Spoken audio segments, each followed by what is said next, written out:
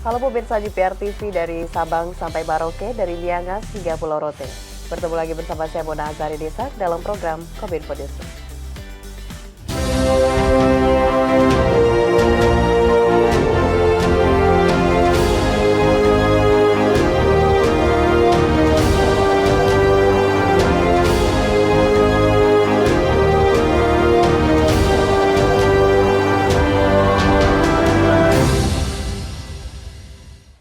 Kita ke informasi pertama pemirsa, Otoritas Jasa Keuangan bersama Satgas Waspada Investasi berhasil menghentikan kegiatan 155 platform pinjaman online alias pinjol ilegal hingga 31 Mei 2023. Hal itu disampaikan oleh Kepala Eksekutif Pengawasan Perlindungan Pelaku Usaha, Jasa Keuangan, Edukasi dan Perlindungan Konsumen OJK, Friederika Dewi dalam konferensi pers hasil rapat Dewan Komisioner OJK pada Mei 2023.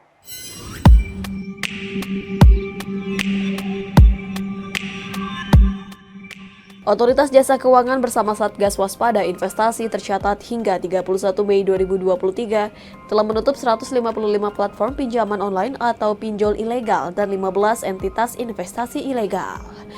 Penutupan disebut Kepala Eksekutif Pengawas Perilaku Pelaku Usaha Jasa Keuangan, Edukasi dan Perlindungan Konsumen OJK, Friederika Widiasari Dewi pada konferensi pers RDK OJK bulan Mei 2023 dilakukan sejak Januari hingga 31 Mei 2023. Friederika mengatakan, dalam rentang waktu tersebut OJK telah menerima 121.415 permintaan layanan.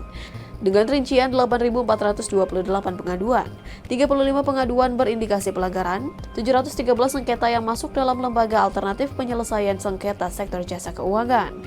Dari 8.000 pengaduan tersebut, Friederika merinci 4.438 laporan datang dari sektor industri keuangan non-bank, 3.949 dari sektor perbankan dan sisanya pengaduan sektor pasar modal.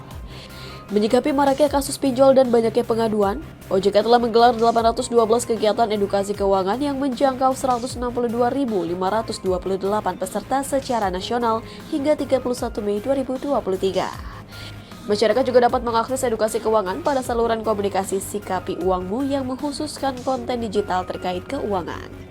Friederika menyebut konten edukasi keuangan tersebut telah mempublikasikan 174 konten edukasi yang dapat dibaca masyarakat. Sementara untuk menangani isu perlindungan konsumen dan sektor jasa keuangan dan mendorong pemerataan literasi dan inklusi keuangan, OJK juga mendorong program literasi dan inklusi keuangan secara masif, baik secara tatap muka maupun online melalui learning management system dan media sosial. Di sisi lain, OJK juga akan terus mendorong peran Tim Percepatan Akses Keuangan Daerah atau TPAKD sebagai forum koordinasi akselerasi perluasan akses keuangan regional untuk menunjang pemerataan literasi dan inklusi keuangan secara nasional. Sampai dengan 31 Mei tahun ini, telah terbentuk 492 TPAKD di 34 provinsi dan 458 kabupaten kota, atau hampir 90% dari seluruh kabupaten atau kota di Indonesia telah dibentuk TPAKD. Menteri Koordinator Bidang Politik, Hukum dan Keamanan Mahfud MD memperingatkan para obligor debitur bantuan likuiditas Bank Indonesia untuk segera membayar utangnya kepada negara. Payung hukum sanksi tersebut telah dikeluarkan oleh pemerintah, salah satunya Peraturan Pemerintah Nomor 28 Tahun 2022 tentang pengurusan piutang negara oleh Panitia Urusan Piutang Negara.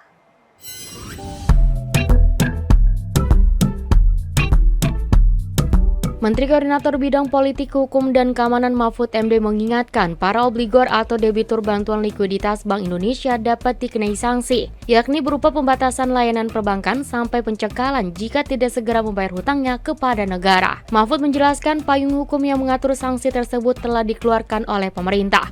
Salah satunya yakni Peraturan Pemerintah Nomor 28 Tahun 2022 tentang pengurusan piutang negara oleh Panitia Urusan Piutang Negara. Sanksi yang membatasi layanan keperdataan dan layanan publik bagi para obligor atau debitur BLBI merupakan upaya pemerintah agar para obligor atau debitur tersebut segera mengembalikan uang negara yang diperuntukkan sebagai kepentingan masyarakat dan menunjang kerja setiap kementerian lembaga serta pemerintah daerah setempat. Adapun Satgas BLBI tersebut terdiri dari beberapa kementerian lembaga yang mulai bekerja sejak Presiden Joko Widodo menandatangani Keputusan Presiden Nomor 6 Tahun 2021. tentang Satuan Tugas Penanganan Hak Tagih Negara Dana Bantuan Likuiditas Bank Indonesia dengan masa tugasnya akan berakhir pada 31 Desember 2023. Berdasarkan hal tersebut, pengembalian hak tagih negara oleh Satgas BLBI yang operasionalnya diperkuat dengan PP nomor 28 tahun 2022 tentang pengurusan piutang negara oleh panitia urusan piutang negara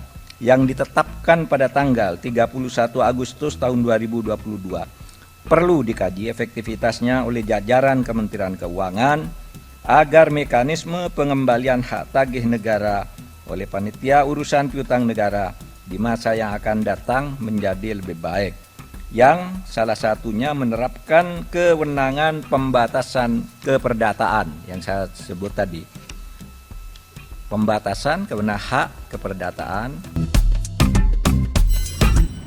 Kita ke informasi lainnya pemirsa, PT Pertamina berhasil membukukan kinerja positif untuk periode 2022 dengan mencatatkan laba bersih 3,273 juta dolar Amerika Serikat.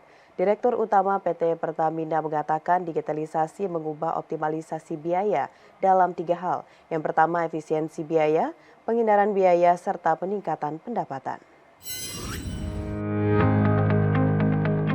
Direktur Utama PT Pertamina Nike Widiawati mengatakan, digitalisasi turut berperan mendorong optimalisasi biaya atau cost optimization perseroan. Dengan adanya digitalisasi, Pertamina telah berhasil mencatatkan pendapatan tertinggi dalam sejarah perseroan, yakni sebesar 84,89 miliar dolar Amerika Serikat atau setara dengan 1.262,3,4 triliun rupiah. Pada periode 2021 sampai 2022, Pertamina mencatat berhasil mengoptimalisasi biaya sebesar 3.273 juta dolar Amerika Serikat. Menurut Dirut Pertamina, digitalisasi mengubah optimalisasi biaya dalam 3 hal. Yang pertama, efisiensi biaya, penghindaran biaya, serta peningkatan pendapatan. Selain optimalisasi biaya, digitalisasi juga dimanfaatkan Pertamina dalam pengelolaan operasional lainnya. Digitalisasi berhasil mengoptimalisasi 27.000 pengeboran sumur Pertamina. Lebih lanjut, peran kemajuan digital juga ikut memberikan sumbangsih untuk menyediakan alat pendeteksi maintenance, sehingga mencegah kilang-kilang milik Pertamina berhenti secara total.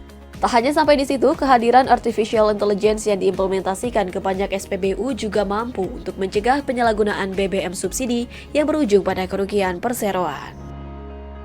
Digitalisasi ini bukan hanya sekedar proses yang kemudian kita jadikan, tapi sebetulnya merubah operating model, merubah cara kita bekerja, yang akhirnya meng-create value dalam bentuk cost optimization. Cost optimization itu ada 3. Satu adalah cost efficiency, kedua adalah cost avoidance, yang kalau kita tidak lakukan secara sistemik, maka ini bisa berdampak terhadap penambahan biaya. Yang ketiga adalah revenue enhancement. 3 hal ini kalau kita lihat 2 tahun terakhir 2021-2022 nilainya itu besar, 3,2 billion US dollar sudah dilakukan. Dan dari 3,2 billion US dollar, 2 billionnya itu adalah real cost efficiency. Nah, ini yang kemudian juga menjadi penyumbang terbesar dari peningkatan kinerja Pertamina.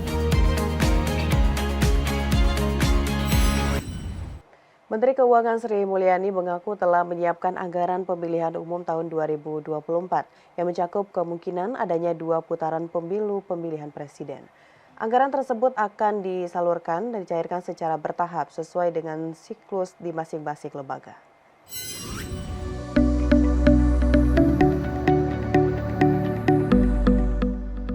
Jelang pemilihan umum serentak tahun 2024, pemerintah telah menyiapkan anggaran yang mencakup kemungkinan adanya 2 putaran pemilu presiden.